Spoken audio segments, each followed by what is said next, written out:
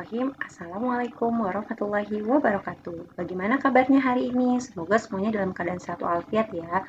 Alhamdulillah hari ini kita bisa bertemu kembali dalam pembelajaran PPKN. Walaupun kita bisa bertemunya dalam keadaan pembelajaran jarak jauh, semoga tidak mengurangi semangat kalian ya dalam belajar di rumah. Nah, pada kesempatan hari ini, Ustazah ingin menjelaskan terkait tentang kebangkitan nasional di tahun 1908 dalam perjuangan kemerdekaan. Apa sih yang kalian tahu tentang kebangkitan nasional? Oh iya, sebelumnya sewaktu kalian di pondok, Ustazah sudah membagikan kelompok ya. Itu ada perlawanan setiap daerah sebelum terjadinya kebangkitan nasional ini. Nah, karena sekarang pembelajaran daring, maka model pembelajarannya kita rubah ya. Jadi, kalian simak dulu video pembelajaran kali ini, oke? Nah, kebangkitan nasional di tahun 1908. Apa sih yang kalian ketahui tentang kebangkitan nasional? Oke, kalau kita membahas tentang kebangkitan nasional, ini ada hubungannya tentang peristiwa bersejarah di Indonesia di tahun 1908. Nah, masih ingat nggak kalian tentang kata-kata bijak yang dilontarkan oleh Insinyur Soekarno bahwa kita tidak boleh yang namanya melupakan sejarah. Jangan sekali melupakan sejarah dan bangsa yang besar adalah bangsa yang menghargai jasa para pahlawannya. Itu adalah kata-kata bijak dari Bung Karno. Maka kalian sebagai penerus bangsa, kalian harus tahu nih kenapa sih ada terjadinya kebangkitan nasional. Memangnya sebelumnya ada perlawanan apa dan kenapa terjadinya kebangkitan nasional ini. Oke, kita akan bahas satu persatu.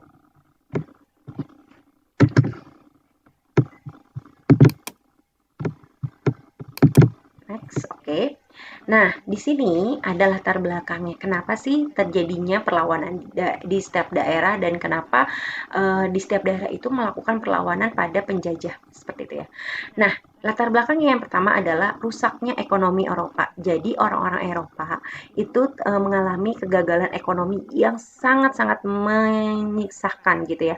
Jadi akibat dari kenapa adanya rusaknya ekonomi yaitu akibat dari peperangan dan berkembangnya teknologi pelayaran pada abad ke-15 yang menyebabkan negara-negara di Eropa ini melakukan ekspedisi untuk mencari sumber-sumber ekonomi ya dan lahan-lahan baru untuk dilakukannya perdagangan. Jadi dia sedang mencari sumber-sumber ekonomi yang nantinya bisa menghasilkan pundi-pundi untuk negaranya.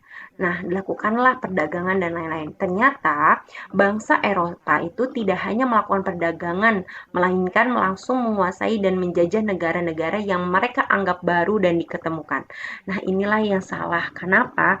Dia dari awal niatnya adalah untuk berdagang, untuk mencari pundi-pundi, tapi malah disalah artikan atau melakukan kegiatan yang tidak semestinya, yaitu menguasai dan menjajah negara-negara yang mereka anggap baru diketemukan. Nah, awal dimulainya penjajahan Belanda di Indonesia itu didirikannya VOC atau disebut dengan Foreign Oost-Indies Company.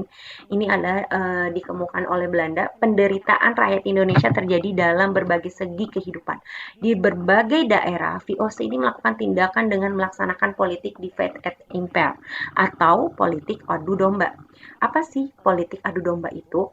Yaitu saling mengadu domba antara kerajaan yang satu dan kerajaan yang lain atau mengadu domba di dalam kerajaan itu sendiri. Jadi, sebelum Indonesia merdeka itu, setiap daerah itu mempunyai kerajaannya masing-masing. Dari Sabang sampai Merauke, mereka mempunyai kerajaan. Nah, tugasnya si VOC ini adalah mengadu domba. Dia membuat politik empir. Biar apa? Biar kerajaannya hancur dan dia bisa menguasai daerah tersebut. Itu yang menjadi perlawanan di setiap daerah-daerah. Nah, politik adu domba makin melemahkan kerajaan-kerajaan di Indonesia dan merusak seluruh sendi kehidupan di masyarakat. Nah, nanti kalian akan mengetahui setiap daerah melakukan perlawanan apa. Oke. Dalam makna kebangkitan nasional di perjuangan kemerdekaan, yang poin pertama yaitu adanya perlawanan rakyat di daerah terhadap penjajah. Yang kedua, kebangkitan perjuangan bangsa Indonesia melalui organisasi dan kaum pelajar. Yang ketiga, arti penting kebangkitan nasional dalam perjuangan kemerdekaan. Yang terakhir adalah peran tokoh kebangkitan nasional dalam perjuangan kemerdekaan. Perlawanan rakyat di daerah terhadap penjajah. Yang pertama, kalian sudah tahu belum beliau ini siapa? Pasti kalian sudah pernah melihat wajah ini di dalam uang 1.000 ya, uang lembaran 1.000 ini pasti kalian melihat tokoh ini. Beliau adalah Thomas Matulesi atau Kapiten Patimura. Ya, beliaulah yang berjasa dalam melakukan perlawanan rakyat di Maluku. Kenapa sih terjadi perlawanan rakyat di daerah Maluku? Yang pertama, penduduk wajib kerja paksa untuk kepentingan Belanda. Jadi, rakyatnya itu disuruh kerja dari pagi sampai malam, malam sampai pagi lagi, itu untuk kepentingan Belanda, tidak ada untuk kepentingan pribumi. Jadi mereka bekerja tidak digaji, tidak diberi makan, tidak di kalau misalkan nggak mengikuti aturannya akan dibunuh dan segala macam. Itu melakukan tindakan yang seperti itu. Yang kedua, penyerahan wajib berupa ikan asin, dendeng, dan kopi. Jadi kita yang menanam, kita yang menuai, mereka yang menghasilkan atau mereka yang mendapatkan hasilnya seperti itu. Nah, yang ketiga adalah banyak guru dan pegawai pemerintah diberhentikan dan sekolah hanya dibuka di kota-kota besar. Nah, jadi pendidikan itu tidak diperbolehkan atau guru-gurunya dan pegawainya itu tidak boleh bekerja. Jadi hanya di kota-kota besar. Jadi di daerah-daerah terpencil makin terpuruk. Yang keempat, jumlah pendeta dikurangi sehingga kegiatan menjalankan ibadah menjadi terhalang. Nah, inilah untuk pendidikan tidak diperbolehkan, untuk ibadah juga sama. Sangat keji sekali kan?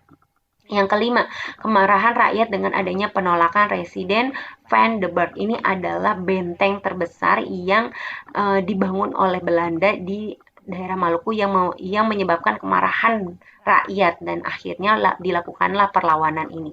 Nah, tokoh-tokoh dalam perlawanan ini adalah yang pertama adalah Thomas Matulesi, yaitu atau disebut dengan Kapiten Patimura. Yang kedua, Paulus Tiahahu, Christina Marta Tiahu, Anthony, Philip Melatu Mahina, dan Said Parintah.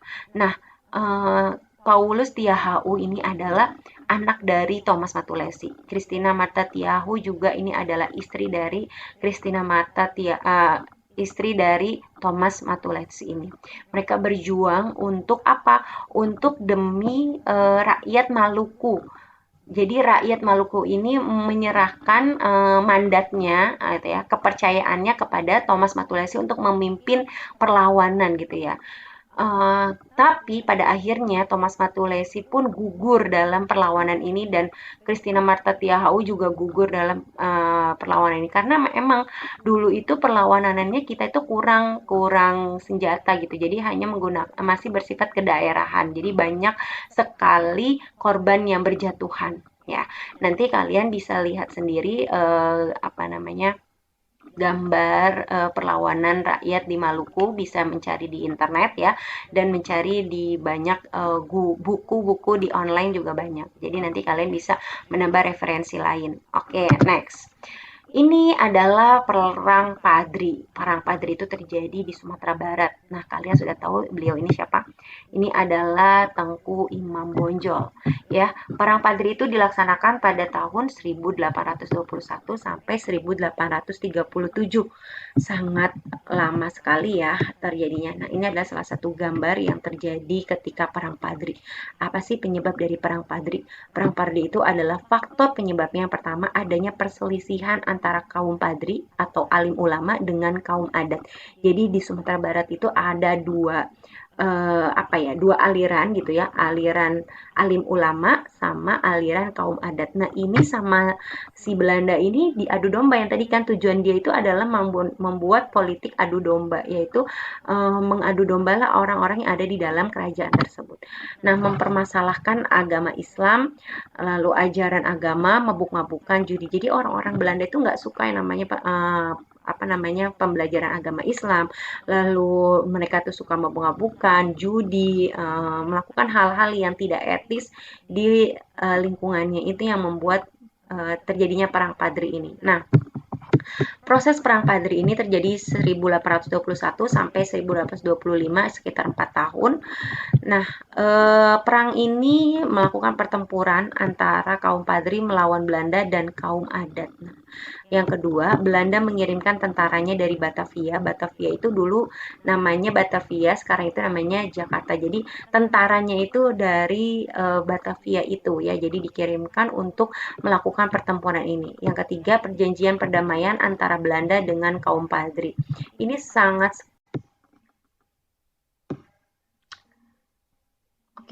proses Perang Padri di tahun 1825 sampai 1830.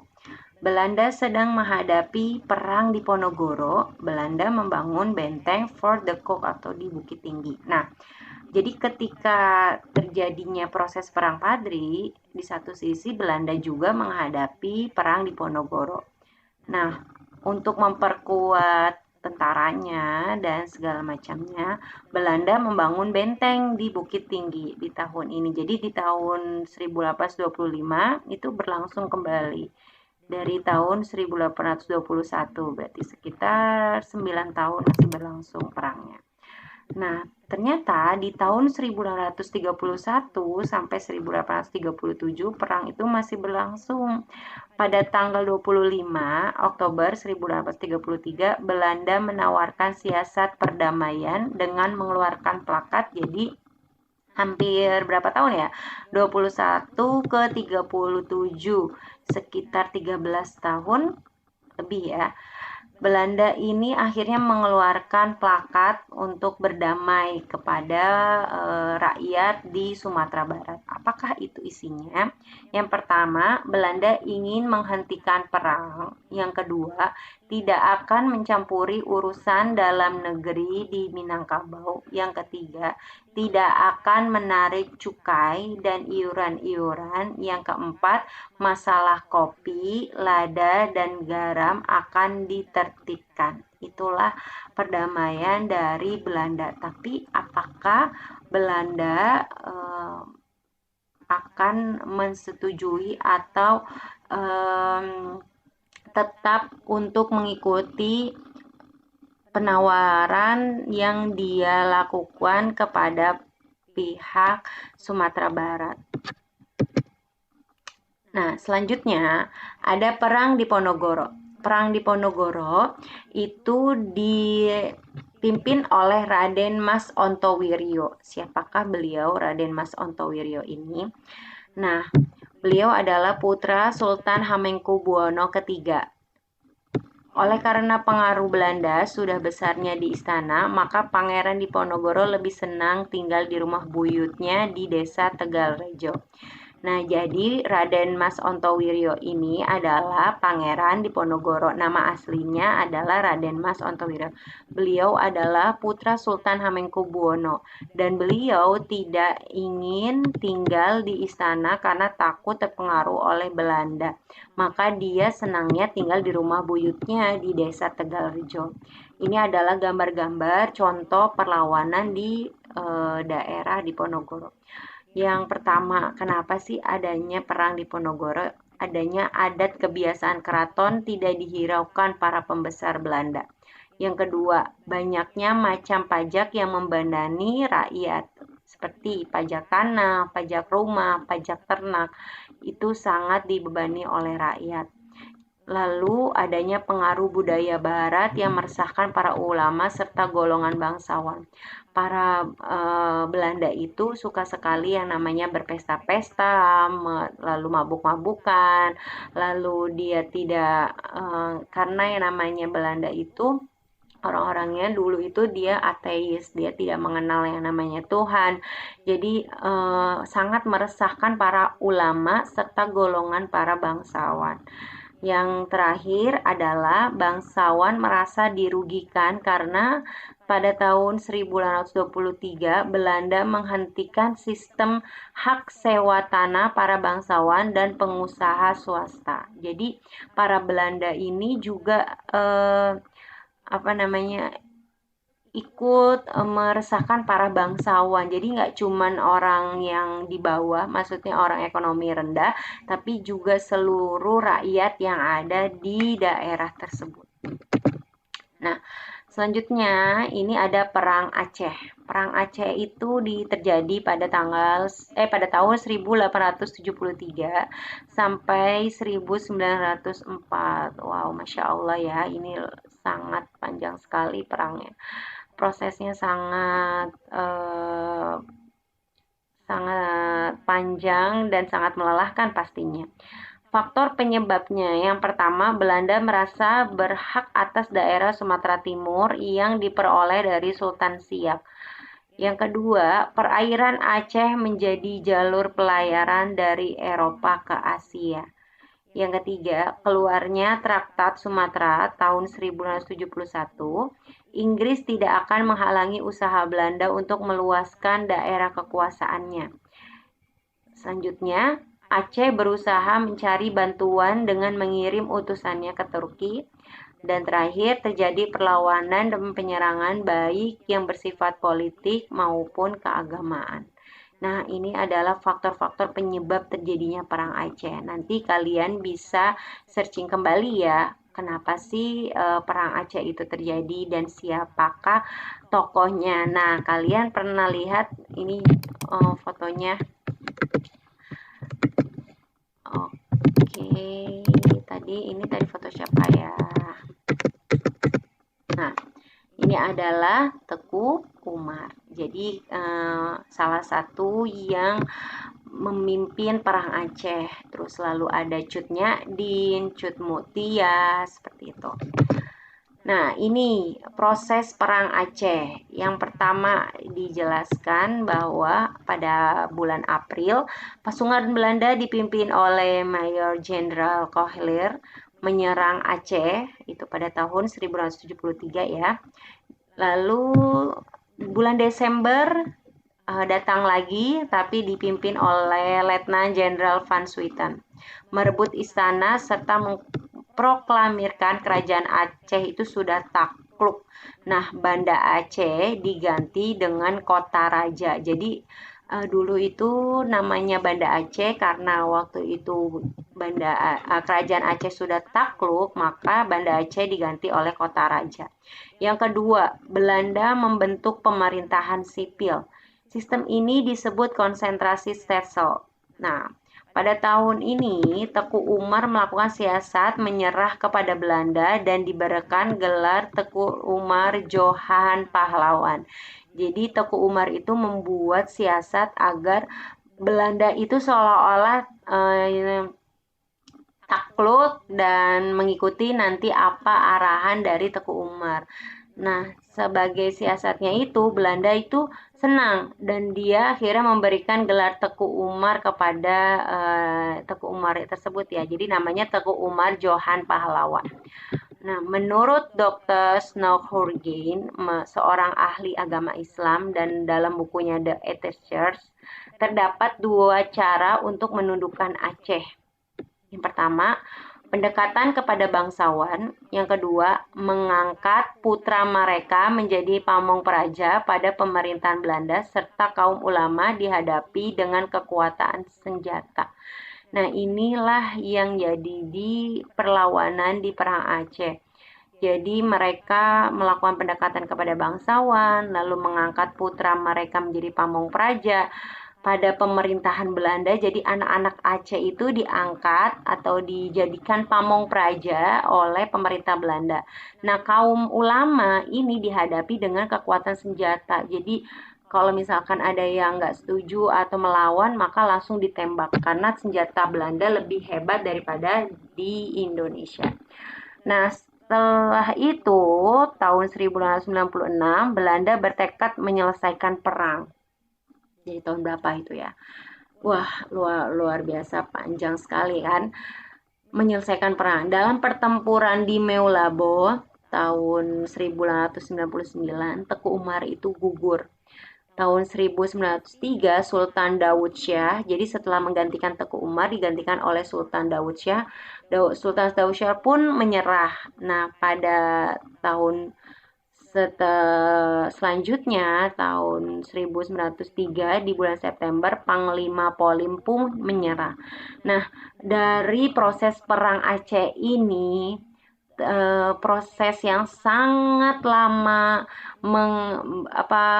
rakyat yang gugur pun banyak sekali, sekitar 2.922 orang dalam pertempuran ini. Nah, perjuangan Cut Nyadin selama 5 tahun berakhir di 1905. ia ditangkap dan dibuang ke Cianjur, lalu dibuang lagi ke Sumedang, sehingga akhirnya dia wafat di Sumedang pada tanggal 6 November 1908, dan Cut Mutia gugur tahun 1910. Selanjutnya, ini ada perang di Tapanuli. Ini mohon maaf ya, gambarnya ketutupan. Ini adalah Pangeran Antasari. Kalau kalian pengen melihat gambarnya seperti apa, bisa nanti kalian searching sendiri. Faktor penyebabnya itu apa sih gitu ya. Faktor penyebabnya adalah Raja Sisingamangaraja tidak senang daerah kekuasaannya dikuasai Belanda, yaitu Tapanuli Selatan. Yang kedua, ingin mewujudkan Pact Nederlandica, Belanda berniat menguasai Tapanuli Utara. Yang ketiga, Belanda menempatkan pasukannya untuk melindungi penyebaran agama Kristen yang dilakukan Nommensen yang kebangsaan Jerman. Nah, di Tapanuli juga Belanda pun ingin menguasai daerah Tapanuli Selatan dengan cara seperti itu. Proses terjadinya perang Tapanuli. Nah, kenapa sih terjadinya perang di Tapanuli ini? Yang pertama adalah Raja Sisingamangaraja itu menyerang kedudukan Belanda di Tarutung, sehingga hampir 7 tahun lamanya pada daerah Bahal Batu, Seborong-Borong, dan lain-lain. Pada tahun 1994, Belanda merebut Bakara sebagai pusat kekuasaannya. Akibat dari itu, Sisingamaraja pindah ke Dairi Pakpak. Ya. Pada tahun 1904, Belanda dipimpin oleh Van Dalen berhasil mendesak pertahanan Sisingamangaraja. Pada tahun 1907, pasukan Marsos berhasil menangkap Boru Sagala, istri Sisingamangaraja, dan dua anaknya, Sultan Nagari dan Patuan Anggi. Pada tahun 1907 di bulan Juni, Sisingamangaraja dan Lopian putrinya dan dua putranya gugur dalam pertempuran tersebut. Nah, Perang Tapanuli adalah perang terakhir menghadapi Belanda dengan senjata. Setahun kemudian, perlawanan bangsa Indonesia ditandai dengan munculnya pergerakan nasional melalui lahirnya Budi Utomo. Oke. Nah, itulah penyebab kenapa sih adanya kebangkitan nasional. Jadi, kalau bisa Ustazah simpulkan seperti ini. Rakyat Indonesia itu adalah rakyat yang memiliki kebinekaan yang sangat kuat, ya. Dia adalah negara yang sangat subur dengan sumber daya alamnya, lalu dengan kebinekaan yang sangat kuat, adat istiadat dan segala macamnya. Bangsa Eropa yang tadinya dia memiliki kekurangan ekonomi dan karena di negaranya dia sedang tidak memiliki ekonomi apapun, maka dia mempunyai siasat atau inisiatif untuk membuka jalur perdagangan di negara yang lain. Namun niatnya itu dari awal salah gitu. Jadi ketika dia sampai di Indonesia, dia melihat banyak rempah-rempahnya, sumber daya alamnya banyak. Nah, orang-orang di Indonesia waktu itu ketika masih belum merdeka, itu masih banyak yang belum terpelajar gitu ya. Maksudnya masih terpuruk gitu ya dalam segi pendidikan dan lain-lain. Jadinya inilah yang dimanfaatkan oleh para Belanda. Khususnya di negara Belanda ya. Jadi sebenarnya yang menjajah Indonesia itu tidak hanya Belanda saja, tapi yang pertama kali menjajah di Indonesia itu adalah bangsa Portugis. Namun Portugis tidak lama seperti Belanda. Belanda ini sampai 3,5 abad atau 350 tahun dalam menjajah Indonesia. Nah, setelah adanya perlawanan daerah itu, rakyat hanya melawan dengan apa yang dia miliki gitu ya. Karena waktu pada zaman saat itu senjata dia kurang, dia hanya menggunakan tombak runcing seperti itu untuk senjatanya. Terus untuk pendidikan pun dia masih kurang, makanya banyak sekali perlawanan di setiap daerah yang menyebabkan gugurnya para rakyat yang berjatuhan pada saat perlawanan itu. Nah, ketika perlawanan di daerah terakhir itu di Tapanuli tadi ya, akhirnya dibuatlah kebangkitan perjuangan bangsa Indonesia melalui organisasi dan kaum pelajar. Jadi yang dulunya itu menggunakan sifat kedaerahan, sekarang muncullah orang-orang terpelajar yang bisa menghentikan perlawanan ini dengan cara diplomatis. Jadi tidak menggunakan kekerasan, tapi bisa dilakukan dengan cara eh, organisasi gitu ya, dengan cara bermusyawarah, dengan cara dicari titik temunya gitu. Nah, bagaimana sih apa namanya latar belakang terjadinya organisasi ini gitu ya. Nah, pada tahun 1906, Wahidin Sudirohusodo merintis dan menghimpun dana pelajar di kalangan priai di Pulau Jawa untuk meningkatkan martabat rakyat dan membantu para pelajar yang kekurangan dana. Tanggal 20 Mei 1908, berdirinya organisasi Budi Utomo dengan ketuanya adalah Dr. Sutomo. Organisasi Budi Utomo ini artinya adalah usaha mulia. Jadi para tadi ya perintisnya adalah yang perintis itu yang memiliki ide atau yang memiliki gagasan adanya organisasi kaum pelajar.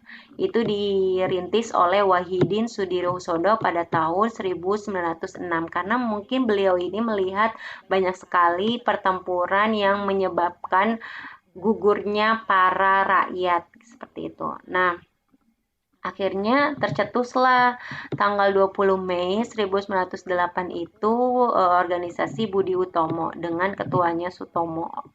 Organisasi Budi Utomo ini artinya usaha mulia. Ya. Kongres Budi Utomo yang pertama terjadi pada tanggal 3 sampai 5 Oktober 1908 dihadiri oleh ini setiap bagiannya itu diundang dalam kongres itu ada yang dari Bogor, Bandung, Jogja, Magelang, Surabaya, Batavia dan lain-lain. Nah, ketuanya yaitu E.T. Tirto Kusumo diputuskan bahwa pembatasan jangkauan penduduk Jawa dan Madura ketidakikutsertakan dalam politik, bidang pendidikan dan budaya, menyusun pengurus besar organisasi. Tujuan dari kongres ini yang pertama, kemajuan yang selaras untuk negara dan bangsa. Pada tanggal 28 Desember, Budi Utomo mendapatkan badan hukum dari pemerintah Belanda. Budi Utomo terdapat dua aliran, yaitu aliran kanan dan aliran kiri. Kanan anggota dari golongan terpelajar, kiri kaum muda yang memperhatikan nasib rakyat yang menderita. Terdapat dua aliran ini, Budi Utomo terpecah. Dr. Cipto Mangunkusumo dari kaum muda keluar dari keanggotaan dan gerak Budi Utomo menjadi lambat. Nah, dalam organisasi juga kalau misalnya tujuannya sudah beda, maka akan memperpecah organisasi tersebut. Karena tadi di dalamnya ya, di dalam organisasi Budi Utomo itu ada dua aliran, aliran kanan dan aliran kiri. Aliran kanan tadi untuk orang-orang yang terpelajar, terus ada aliran muda itu yang memperhatikan nasib rakyat yang menderita.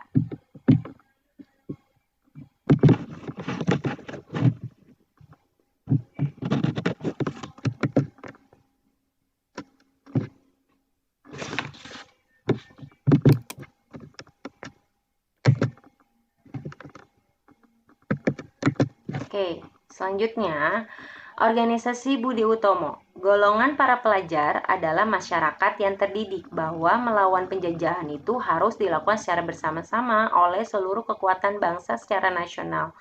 Kaum terpelajar ini yang merintis bangkitnya kesadaran nasional bangsa Indonesia. Budi Utomo adalah organisasi modern pertama yang lahir dan menjadi tonggak sejarah kebangkitan nasional. yang diketuai oleh Dr. Sutomo dan perintisnya adalah Dr. Wahidin Sudirohusodo. Wakilnya adalah Muhammad Sulaiman. Nah, Budi Utomo itu pada awalnya memiliki anggota 1.200 orang. Pada tahun 1927, Partai Nasional Indonesia mempunyai program di antaranya yang pertama dalam bidang politik mencapai Indonesia merdeka.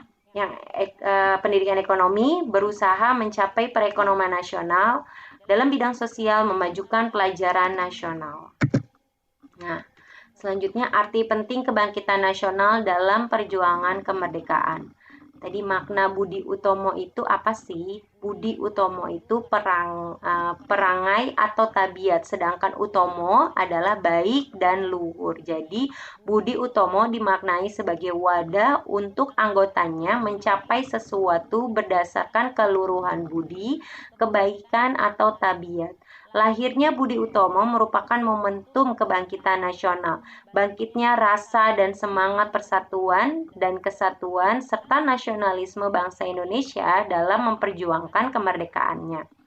Jadi makna Budi Utomo itu sebenarnya organisasi yang di dalamnya adalah orang-orang terpelajar untuk memajukan rakyat Indonesia jadi lebih baik dan tidak ada penindasan. Karena kenapa kita dulu hampir 3,5 abad dijajah oleh Belanda? Karena kita tidak memiliki ilmu intelektual yang baik, yang tinggi, sehingga kita terus dimanfaatkan oleh orang-orang Belanda seperti itu. Nah, terwujudnya organisasi Budi Utomo ini maka menjadi momentum terjadinya kebangkitan nasional dan rasa semangat persatuan serta kesatuan dalam memajukan nasionalisme bangsa Indonesia untuk memperjuangkan kemerdekaannya. Jadi diharapkan orang-orang yang ada di dalam organisasi tersebut bisa merangkul rakyat untuk sama-sama hayo kita bangun bangsa ini secara bersama-sama dan berjuang untuk kemerdekaan di Indonesia seperti itu. Nah, pentingnya organisasi. Selama hampir 37 tahun sejak berdirinya organisasi, Budi Utomo bangsa Indonesia berhasil memproklamirkan kemerdekaannya. Semangat persatuan. Yang pertama yaitu kalian pernah dengarkan ya. Bersatu kita teguh, bercerai kita runtuh. Persatuan dan kesatuan sungguh merupakan kekuatan luar biasa dalam menghadapi segala hambatan, tantangan, ancaman, dan gangguan hidup berbangsa dan bernegara kita. Jadi kalau kita lakukan secara bersama-sama, maka kita akan teguh. Tapi kalau kita masing-masing, kalau kita cuek, kalau kita nggak peduli sama bangsa kita, maka ya kita akan runtuh seperti itu. Nah, ini adalah tokoh dari kebangkitan nasional dalam perjuangan kemerdekaan. Apa sih peran beliau dalam mewujudkan kebangkitan nasional? Yang pertama, kalian harus tahu Dr. Wahidin Sudirohusodo. Beliau adalah pencetus ide lahirnya Budi Utomo pada tahun 1908. Beliau juga adalah inspirator terhadap perjuangan kemerdekaan Indonesia. Seperti yang beliau sampaikan bahwa mencerdaskan kehidupan bangsa itu melalui pendidikan, mengabdikan pengetahuannya sebagai dokter yang memberikan layanan kesehatan secara gratis kepada masyarakat, memperluas pendidikan dan pengajaran, serta memupuk kesadaran kebangsaan. Jadi, Dr. Wahidin Sudirohusodo ini adalah beliau itu seorang dokter dari lulusan Stovia atau Sekolah Dokter Jawa itu ya. Beliau itu merasa sangat prihatin menyaksikan kesengsaraan dan keterbelakangan rakyat Indonesia. Yang kondisi ini yang disebabkan karena rakyat itu tidak mampu secara ekonomi dan kesulitan biaya sehingga tidak dapat memperoleh pendidikan yang lebih tinggi. Nah, pada tahun 1906 sampai 1907, Dr. Wahidin ini mulai mengadakan kampanye di kalangan priai di Pulau Jawa. Priai itu kayak bangsawan gitu ya. Jadi beliau itu bilang kayak kampanye bahwa Kalau kita pengen terbebas dari apa namanya ini penjajahan, kita harus mempunyai intelektual yang tinggi. Nah, rakyat ini sampai detik ini, maka sampai saat itu sangat-sangat memprihatinkan dalam segi pendidikannya. Inilah yang menjadi asal mula terbentuknya organisasi Budi Utomo yang dicetuskan atau dirintis oleh Dr. Wahidin Sudirohusodo. Kayaknya beliau ini luar biasa sekali perannya kepada bangsa Indonesia. Oke, selanjutnya yaitu ada Dr. Sutomo. Dr. Sutomo ini juga adalah tokoh pencetus lahirnya Indonesia Study Club, wadah bagi kaum terpelajar Indonesia. Jadi beliau ini membuat sekolah tenun, bank kredit, koperasi.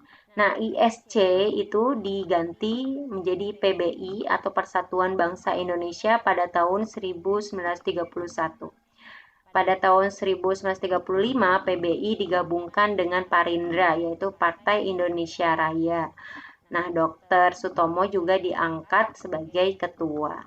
Jadi Dr. Sutomo ini juga awal mulanya dia membentuk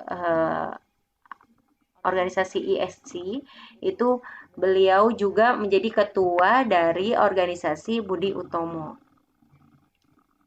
Oke, selanjutnya ada Dr. siapa? Cipto Mangunkusumo. Beliau adalah tokoh yang menyambut baik berdirinya Budi Utomo. Karena perbedaan visi misi dalam pembentukan Budi Utomo, maka beliau mendirikan RA Kartini Club untuk memperbaiki nasib rakyat dan bertemu Douwes Dekker dan Suryadi Suryaningrat mendirikan Indis Parties pada 1912. Beliau itu sebenarnya bukan berarti nggak mau sama-sama memperbaiki bangsa, tapi ada salah satu visi yang beliau tidak sukai gitu ya.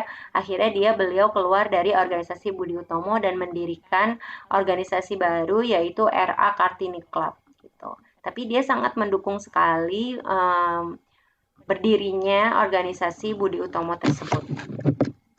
Oke, sekian dari penjelasan dari Ustazah. Semoga penjelasannya bisa diterima dan kalian bisa paham ya.